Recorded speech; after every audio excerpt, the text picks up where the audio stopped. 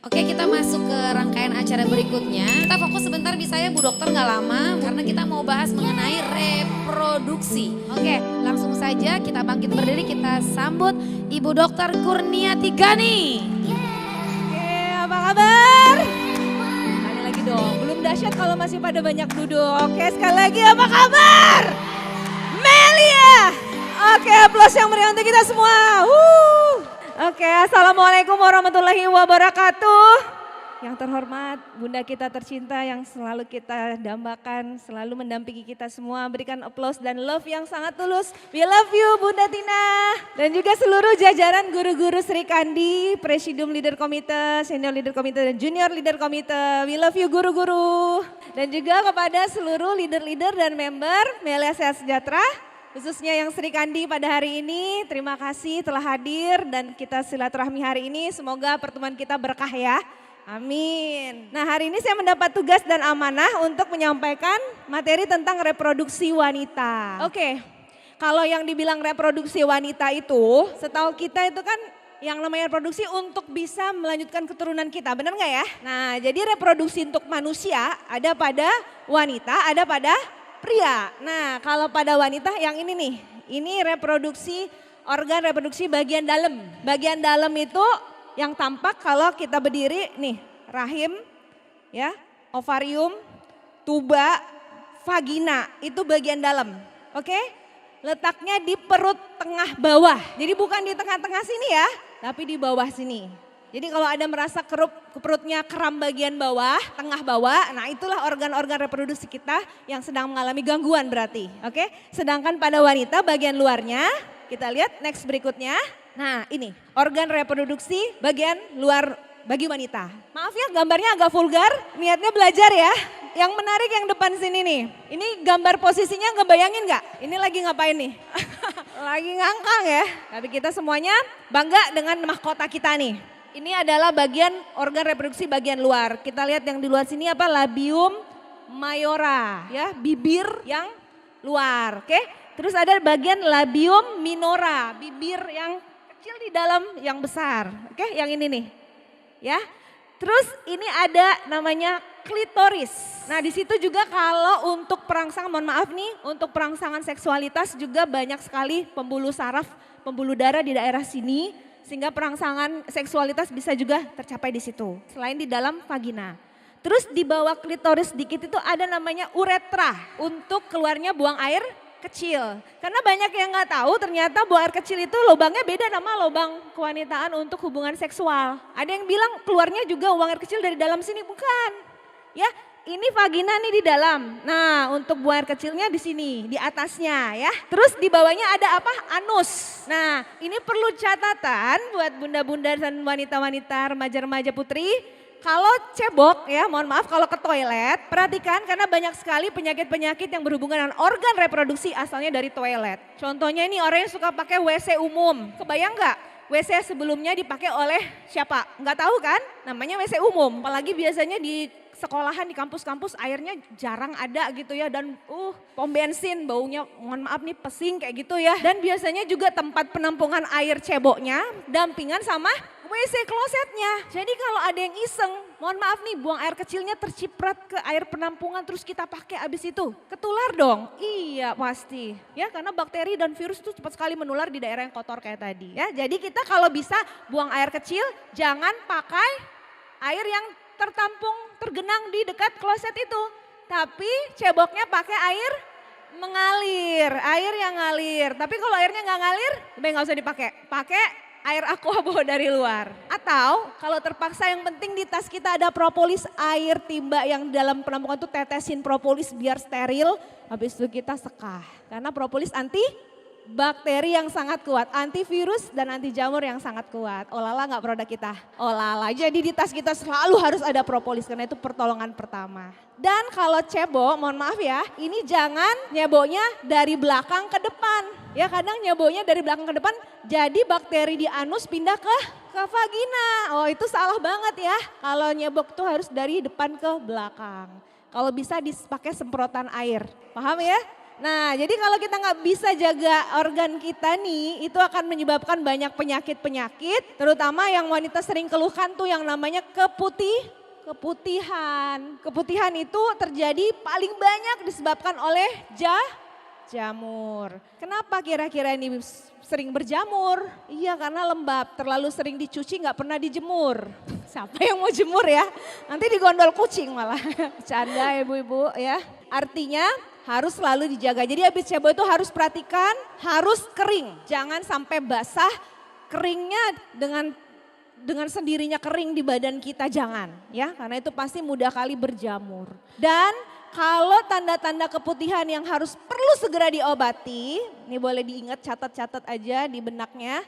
Keputihan itu kan ada 2 jenis ya bunda-bunda ya. Keputihan yang fisiologis, yang normal atau keputihan yang patologis atau yang abnormal ya. Kalau yang normal itu biasanya dialami oleh wanita-wanita yang mungkin sedang mau menjelang menstruasi atau pada saat masa ovulasi, masa suburnya atau juga habis melahirkan atau menjelang menopause. Jadi itu semua keputihan yang normal fisiologis, nggak usah khawatir, nggak usah diobatin gitu ya.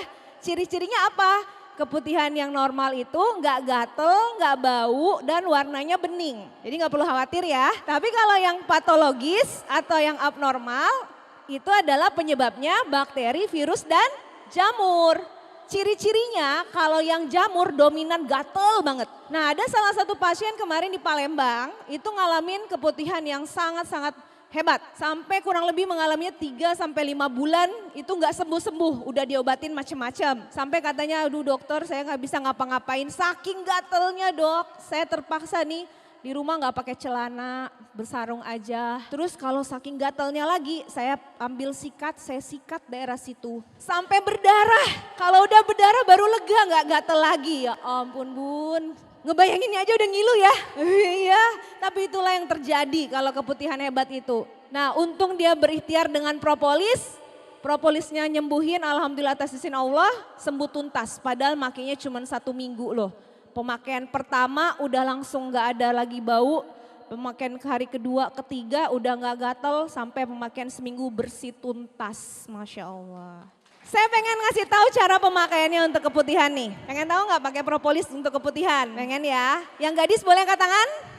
Hai gadis-gadis. Wih banyak juga ya bunda ya. Berarti anda masih perawan ya? Oke yang sudah tidak perawan boleh angkat tangan?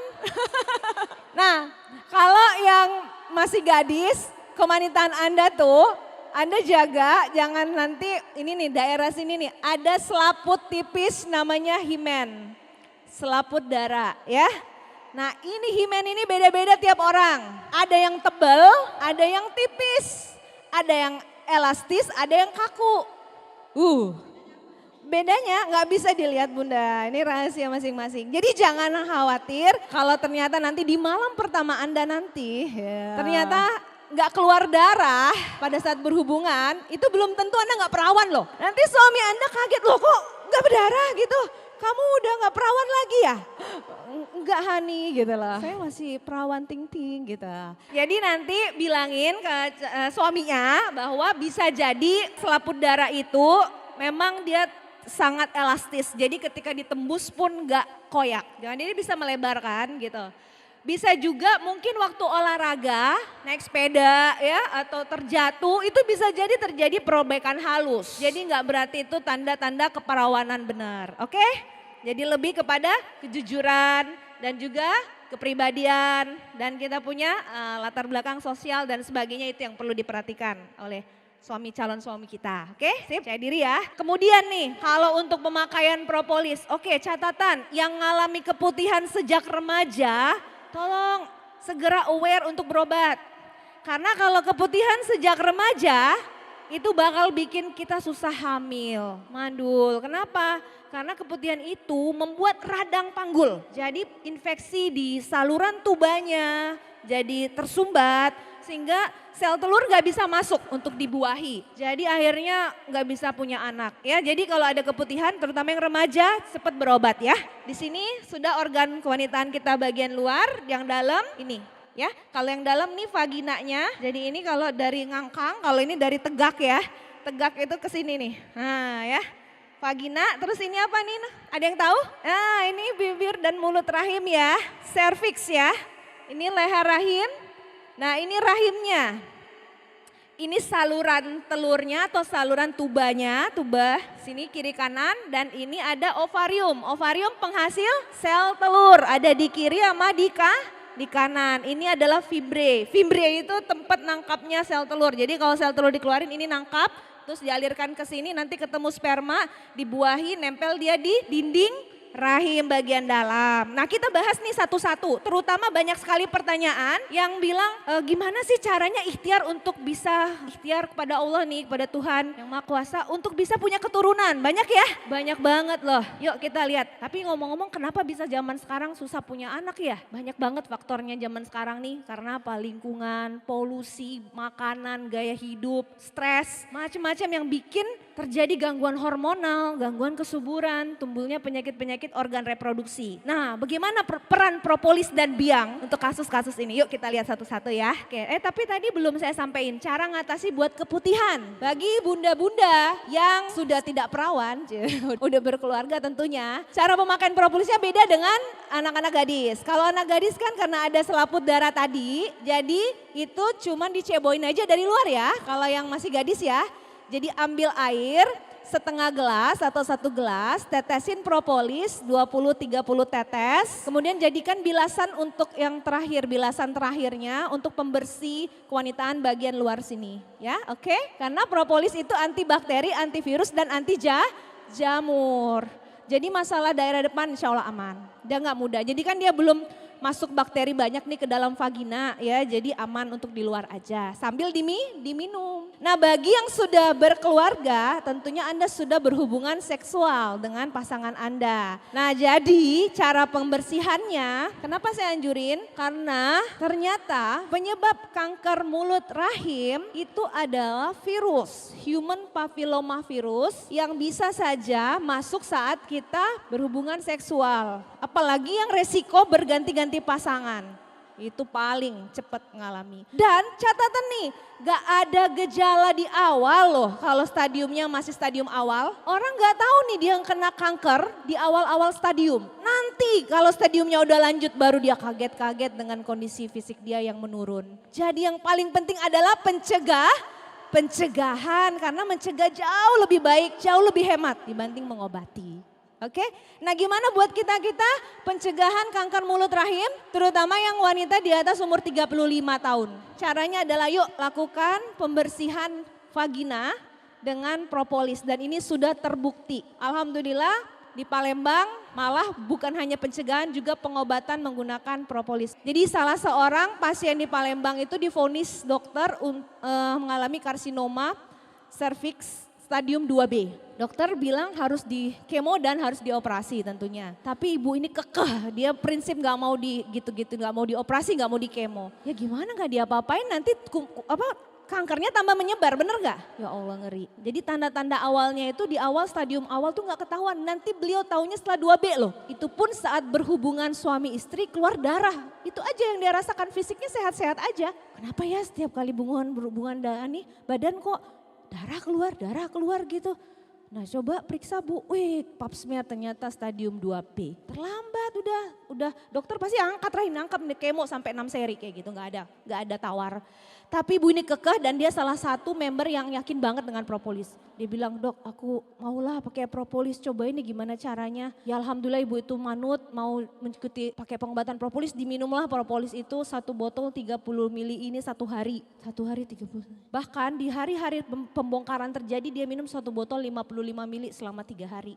Dan vaginanya juga, serviksnya ini, mulut rahimnya juga kita semprotin propolis bu. Kita semprotin propolis jadi kan bisa minta tolong nih sama bidan-bidan yang punya alat spekulum cocor bebek tahu ya. Nah atau dokter-dokter kandungan yang udah pro sama propolis itu pasti setuju banget. Karena kebetulan saya di Palembang itu kerja sama salah satu dokter spesialis kandungan juga yang alhamdulillah udah paham tentang kerja propolis. Jadi dibuka rahimnya gitu terus disemprotin propolis ke dalamnya pakai spet. Alat suntik gitu, semprot. selama kurang lebih 1 bulan dilakukan. Semprot tiap hari, semprot tiap hari. Semprot. Masya Allah pap smearnya berubah diagnosa loh. Jadi stadium 2B itu jadi hanya radang. Jadi kankernya hilang. Masya Allah ini terobosan di dunia kedokteran. Nah buat pencegahan, nah itu kan pengobatannya bagi yang sudah kena kanker. Nah gimana yang pencegahan? Nah kita bisa lakukan sendiri di rumah. Yuk kita cegah. Caranya gimana?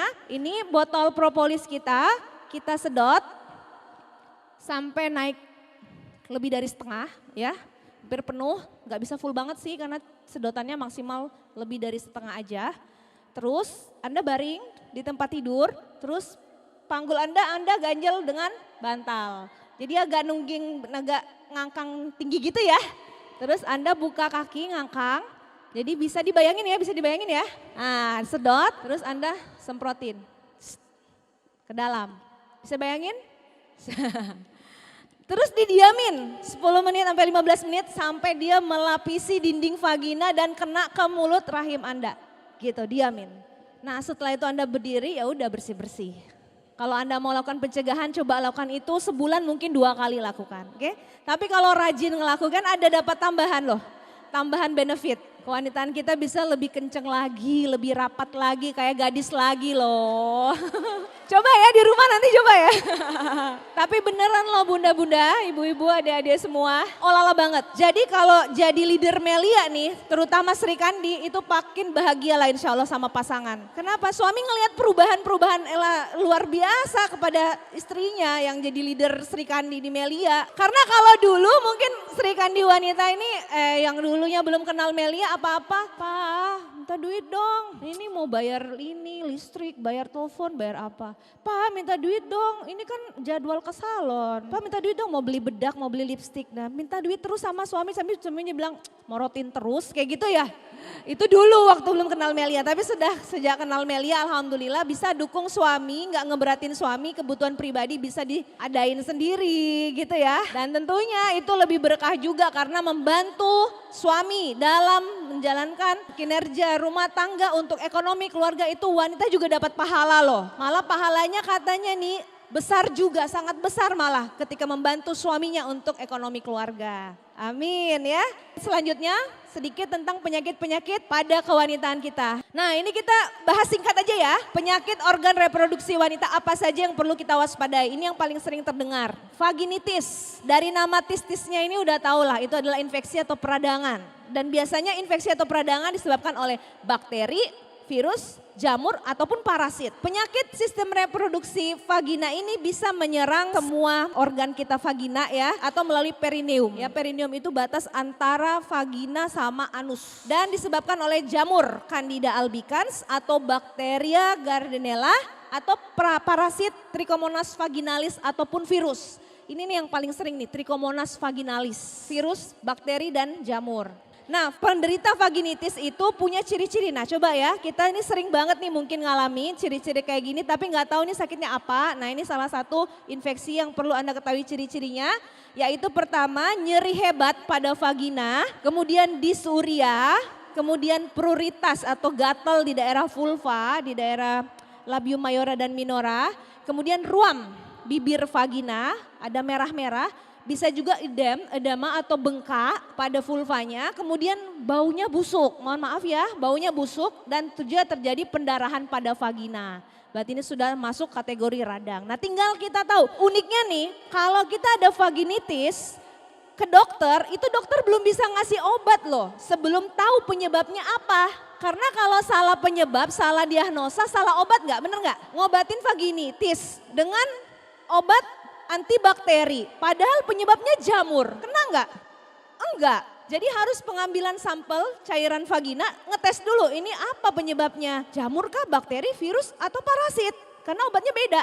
Tapi Masya Allah dengan propolis, tanpa kita perlu tahu diagnosa tegaknya apa, yang penting ada keluhan, minum aja, dia bisa bekerja kepada semua jenis parasit, bakteri, virus dan jamur ini. Keren enggak? Iya dong keren banget, satu untuk semua kebutuhan ya. Nah ini Bartholinitis ini sering juga banyak kejadian nih. Ada benjolan yang muncul di dalam vagina sampai kelihatan di luar ataupun nggak kelihatan cuma teraba benjolannya. Pernah nggak ngalamin? Atau ada keluarga kita atau siapa yang pernah ngalamin? Nah itu adalah kelenjar Bartholin, kelenjar penghasil pelumas. Saat kita mohon maaf lagi terangsang atau apa, itu keluar tuh cairan pelumasnya, itu yang ngasilin kelenjar itu. Tapi kelenjar itu mudah kena infeksi, makanya dia jadi bengkak kayak gitu. Ya, nah jadi pembengkakan kelenjar Bartholin penyebabnya biasanya jamur, bisa jadi Candida albicans, bisa jadi bakteri, bisa juga virus, Condyloma acuminata dan herpes simplex dan protozoa, amoebasis dan trichomoniasis. Jadi itu penyebabnya. Nah, kalau mengalami ini itu bisa berbahaya, jangan diremehin ya. Cara pengobatannya ini ada harus tindakan medis ya. Biasanya obat dan tentunya obatnya sesuai jenis penyebabnya. Terus biasanya juga dilakukan operasi. Tapi ikhtiar atas izin Allah dioles propolis sama diminum dengan bantuan juga obat medis itu lebih cepat penyembuhan. Dan yang lebih penting adalah cegah jangan Bartholinitis, jangan bengkak seperti ini. Yaitu dengan cara tadi, sapu daerah kewanitaan kita tadi dengan propolis. Supaya ini nggak bisa hidup nih, bakteri-bakteri, jamur, virus dan sebagainya nggak bisa hidup di kewanitaan kita. Itu lebih penting, pencegahan jauh lebih penting ya. Nah ini nih, ini kejadiannya sering juga terjadi waktu saya di rumah sakit praktek koas, itu sering dapetin kasus kayak gini loh. Ini kayak jengger ayam ya. Tapi udah kayak besar banget ya, ini namanya Condyloma acuminata. Condyloma acuminata itu penyebabnya karena virus yang sama penyebab dengan kanker mulut rahim. Yaitu human papillomavirus. Awalnya kayak kutil doang, kutil kecil, jadi kembang kol, jadi jengger ayam, jadi kayak gini nih. Nah ini harus segera diobati, kalau kayak gini nih propolis bisa bantu tetapi harus tindakan medis juga. Ini harus dibuang dengan tindakan medis terus bergempur dengan propolis. Jadi digempur, ditetesin sama diminum dosis gede supaya langsung virusnya koit dan jaringan baru tumbuh lagi. Kanker ovarium, nah ini yang paling sering didengar juga nih. Ini nih, ovarium ini kalau dia ganas disebut kanker ovarium. Jadi termasuk gangguan yang cukup terjadi sering juga dan paling sering terjadi adalah kanker ovarium yang jenisnya berasal dari kista dermoid, kista lutein dan kista coklat. Jadi awalnya kena kista-kista dulu, akhirnya jadi kanker. Jadi jangan sepelein ya. Ini nih, yang paling sering yang harus saya sampaikan nih. Kalau udah kayak gini, ini otomatis harus angkat. Dan biasanya kalau udah kanker ovarium ini kenanya metastasenya ke usus besar. Karena di belakang ovarium ini langsung usus besar untuk mohon maaf BAB. Akhirnya apa? Usus besarnya juga harus dipotong. Dan usus itu harus supaya bisa buang air besar dibuat kantong BAB di perut. Nah uzubillah min dzalik, jangan sampai ya, namanya kolostomi. Ya, jadi tunggu sampai kemonya selesai, tunggu sampai steril dari kanker baru disambung kembali kalau bisa disambung. Kalau nggak bisa disambung maka seumur-umur harus BAB lewat kantong. Ngebayanginnya aja ngeri, lebih baik kita mencegah. Sekali lagi pencegahan paling penting. Kalau udah kejadian nggak udahlah ya, ngilu ya dengarnya. Nah ini nih kanker serviks atau mulut rahim. Ini mulut rahim ya, bisa dibayangin ya ini mulutnya. Kalau yang normal ini mulus nih, permukaannya merah. Tapi merahnya bukan merah kayak darah gitu, merah pink. Kayak bibir, merah merona gitu kayak pinky-pinky aja. Nah ini gambaran mulut rahim yang sudah pernah melahirkan. Udah senyumnya gini-gini. Kalau yang belum pernah melahirkan senyumnya cakep. Ini udah agak koyak-koyak gitu ya. Ini normal tapi ya. Nah tapi kalau yang udah kanker mulut rahim stadium awal, early stage 1B, ini kayak gini nih, udah mulai. Udah kayak sariawan-sariawan sama mulai ada kayak darah-darah. Yang late stage ini 2B, ini 3B ya. Ini 2B udah seluruh permukaan kena. Waktu mulai berhubungan berdarah itu sebenarnya sudah stadium 2B loh. Kalau yang 1B belum bikin pendarahan, belum tahu dia. Jadi dari normal sampai 2A itu belum ada gejala kayak gitu. Tapi kalau udah 2B berhubungan ceklek langsung darah keluar. Ya, dari sini dia mulai merasa ada gangguan. Nah ini stage 3B. Udah semua dan udah masuk sampai ke sini nih. Kalau yang normal ini nggak masalah, yang 1B begini merah-merah radang, yang 2B begini, yang 3B begini. Ini nggak bisa ditawar, harus angkat rahim dan kemoterapi. Nah, untuk propolisnya ini tetap tindakan sebaiknya tetap dilakukan operasi, tetap di kemo. Tapi propolis masuk bersama pengobatan ini. Karena propolis itu memperbaiki kerja obat kimia, sinergis dia kerja sama obat kimia. Jadi dia adalah alternatif complementary medicine, pendamping yang dahsyat untuk pengobatan medis. Jadi bareng-bareng di kemo.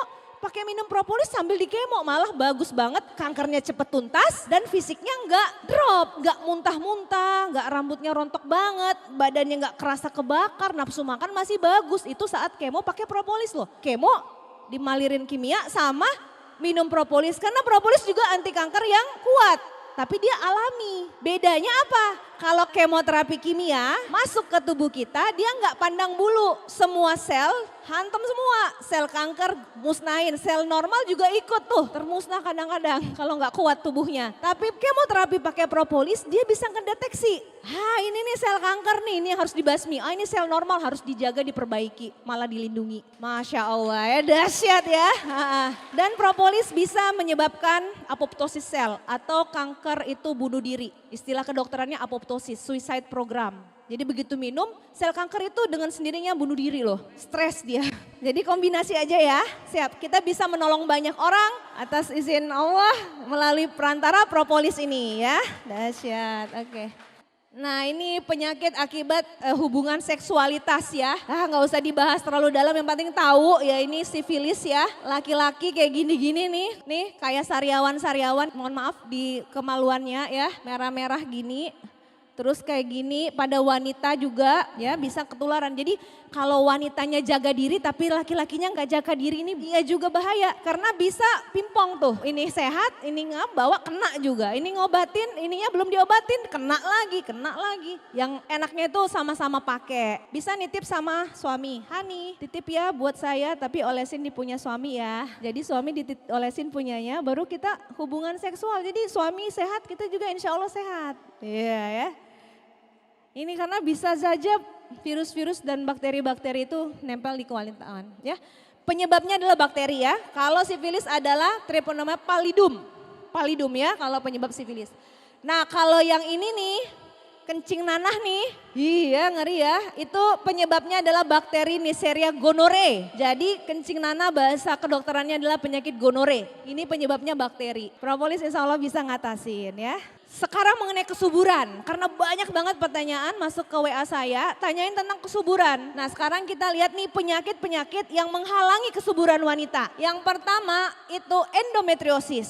Ini sangat jelimet ngejelasinnya sebenarnya, tapi ini adalah salah satu jenis penyakit yang paling susah disembuhkan. Jadi endometrium itu sebenarnya dinding rahim bagian dalam yang tugasnya itu untuk jadi tempat bersandarnya calon bayi kita. Jadi kalau sudah pertemuan sel telur sama sperma ceret itu jadi sigotnya nempel ke endometrium. Oh ini empuk nih sudah, jadi udah menebal dengan bagus, dia nempel situ terbentuklah embrio jadi janin jadi bayi kayak gitu. Nah masalahnya endometriosis itu harusnya endometrium dinding rahim itu harusnya tumbuh di dalam rahim, ini malah tumbuhnya di tempat-tempat yang abnormal. Tumbuh endometrium di daerah yang misalnya di ovarium, tumbuh di luar rahim misalnya di ovariumnya, tumbuh endometrium malah di tubanya, malah ada di vagina juga. Dan ini ciri khasnya adalah nyeri hebat ketika haid. Menjelang haid, udah sakit, sampai haid nggak bisa bangun. Biasa penanganannya dengan dilakukan tindakan medis sama disuntik, tapros biasanya. Dan itu harganya mahal ya, jadi lebih baik kita mencegah daripada mengobati. Nah yang kedua ada miom. Nah ini seringkali ada yang bertanya tentang miom dan kista. Apa bedanya miom sama kista? Bener ya? Kalau miom itu adalah benjolan berupa daging. Jadi sifatnya padat ya. Nah jadi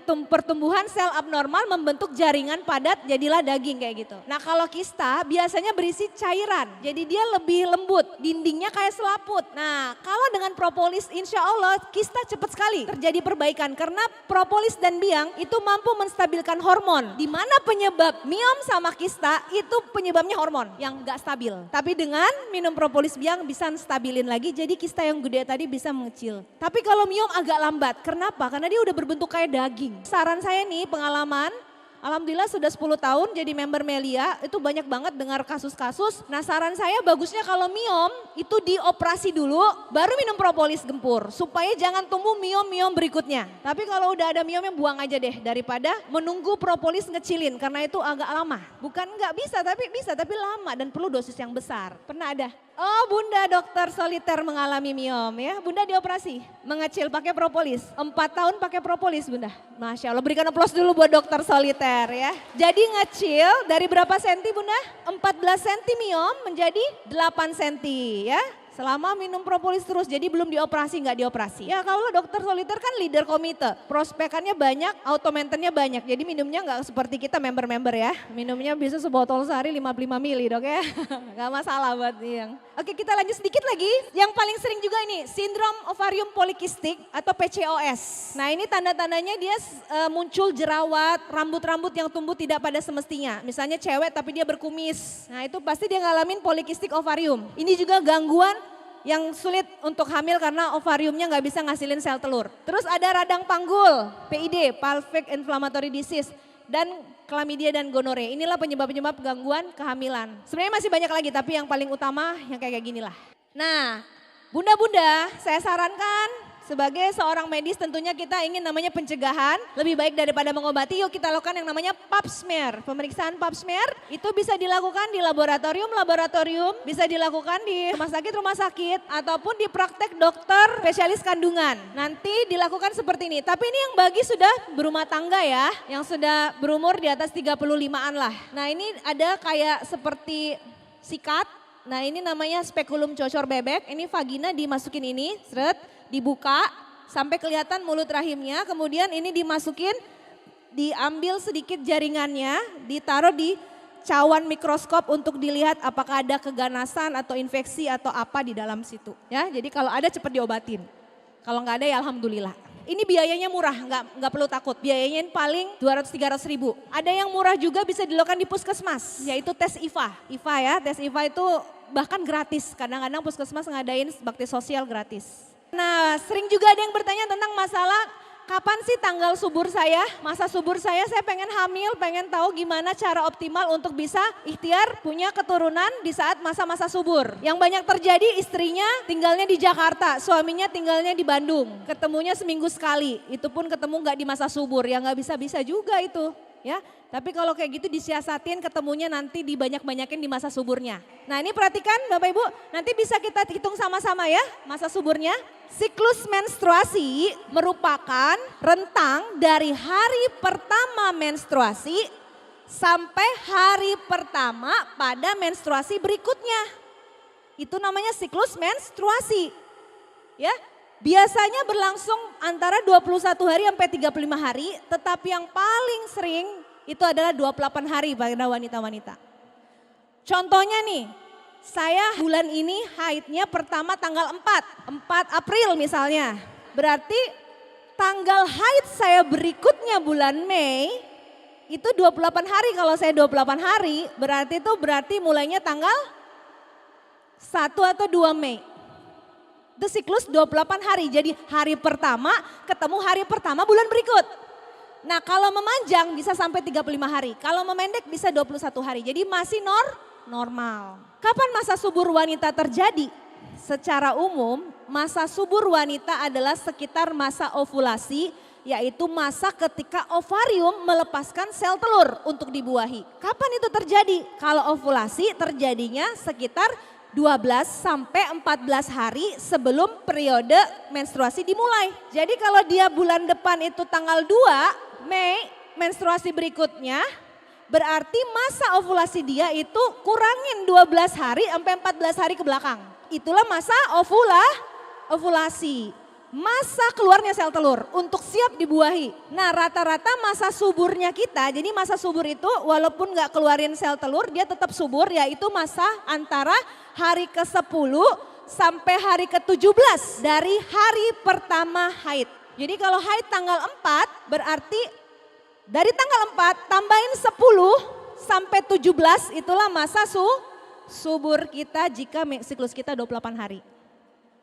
Nah, tapi bagusnya hubungan suami istri dilakukan 5 hari sebelum ovulasi dan 1 hari di mana ovulasi terjadi. Jadi kalau bisa nih, karena sperma itu bertahan 5 hari dalam rahim kita. Kalau sperma disemprotkan, dia menyemprotkan spermanya. Itu sekali semprot itu berapa jumlahnya? Bunda-bunda tahu? Berapa? Miliaran? Enggak lah. Ribuan? Masa ribuan? Ratusan? Kurang. Yang benar ada 200 juta sperma. 200 juta sperma disemprotkan sekali semprot, cus gitu. Itu bertahan 5 hari loh, bisa hidup. Tapi kalau spermanya kurang dari 200 juta, ada namanya oligosperma, itu jika dibawa 20 juta. Cari yang 200 juta. Gimana cara lihatnya Bunda? Pilih yang kaya ya, kaya sperma. Yang minum propolis rutin sama biang pastilah, ya normosperma ya. Kalau kurang dia oligosperma. Kalau jumlahnya cukup tapi cacat-cacat, artinya spermanya nggak gagah gitu loh. Agak kurang gagah, nah itu namanya teratospermia. Nah maka dianjurin tuh untuk berhubungan suami istri 2-3 hari sebelum sel telur dilepaskan. Dan kemudian 12-24 jam setelah itu. Lanjut lagi, ayo mas kita jangan kendor, semangat gitu ya. Semangat Bas, ini masa subur saya gitu ya. Oke, terakhir kita akan cek hari subur kita. Yuk kita lihat, next Mas Dian. Bisa dibuka Mas Dian websitenya, ada namanya kalkulator kesuburan. Jadi Anda tinggal entry, nah ini, Anda klik Halo Sehat, di situ ada kalkulator kesuburan, Anda bisa teks sendiri. Nih, hari pertama haid terakhir Anda, tulis, pilih, klik Mas Dian di sini. Nah haidnya tanggal berapa? Coba contohnya siapa nih? Siapa yang mau jadi contoh? Yang haidnya normal, enggak aneh-aneh. Ya Bunda, tanggal berapa haidnya terakhir? 20 April. 20 klik Mas. Ya. Berapa lama siklus haid Anda? Berapa hari haid? 5 hari. Klik 5 Mas. Oke, hitung. Langsung muncul. Berarti masa subur Bunda adalah tanggal 1 Mei sampai 7 Mei Bunda. Ayo Mas, ayo Bunda, ayo kita semangat tanggal 1 sampai tanggal 7. Ovulasinya kira-kira tanggal 4 Mei. Haid Anda berikutnya diperkirakan 25 April dan cek kehamilan kalau ternyata pengen hamil cek tes pack tanggal 5 Mei. Nah jadi mudah-mudahan ini bisa menjadi sedikit tambahan ilmu buat bunda-bunda. Alhamdulillah apapun keluhan dari masalah reproduksi wanita, reproduksi pria, semua kita ada solusi. Kita sangat bersyukur kepada Tuhan yang Maha Kuasa karena kita dipertemukan dengan Melia Sehat Sejahtera. Kita berjuang sama-sama, kita sukses sama-sama, kita menolong banyak orang hidup lebih berkah. Selamat dunia akhirat, insya Allah sukses untuk kita bersama. Terima kasih Bunda Ira, Bunda Tina, apa kabar? Melia. Oke, assalamualaikum warahmatullahi wabarakatuh.